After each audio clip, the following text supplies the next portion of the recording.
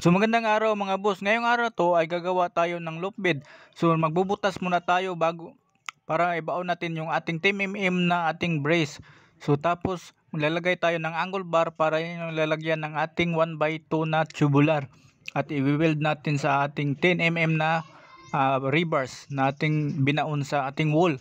Tapos i-weld natin yan para matibay yung ating paglalagay. So tapos ilalagay natin ang 1/2 na tubular at i-weld natin yan para matibay yan mga boss. So bali ang gamit nating tubular ay 0.5 mm ang kapal niya. So ito mga boss, na tapos na natin lagay lahat ng ating tubular na 1/1. Yan, so na-weld na natin yan dyan. So dito tayo maglalagay ng hagdanan. So ito na mga boss, naglalagay na tayo ng hagdanan. I-weld lang natin yan. So yan. So bali ang lalagay nating apakan ng ating hagdanan mga boss ay 3/4 na plywood. At saka yung ating flooring mga boss, 3/4 na plywood din yan. So yan, na-weld na natin yan lahat. So next natin gagawin ay magbabatak tayo. Ay maggagawa tayo ng cabinet mga boss sa ilalim ng ating loop bed. So yan mga boss.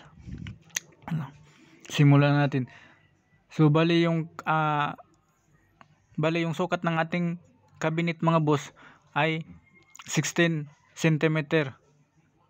16 cm yan lahat mga boss. So pinadikit lang natin yan dyan sa ating loop bed para matibay yung ating cabinet. At hindi na tayo magbubutas doon sa ating wall. So rekta na lang sa loop bed natin lalagay yung ating cabinet.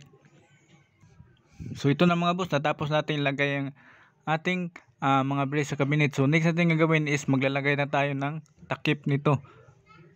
So ito yung gagawin nating takip mga boss, is yung 3/4 pa rin na plywood. So marin. So abangan nyo sa next part mga boss. Salamat.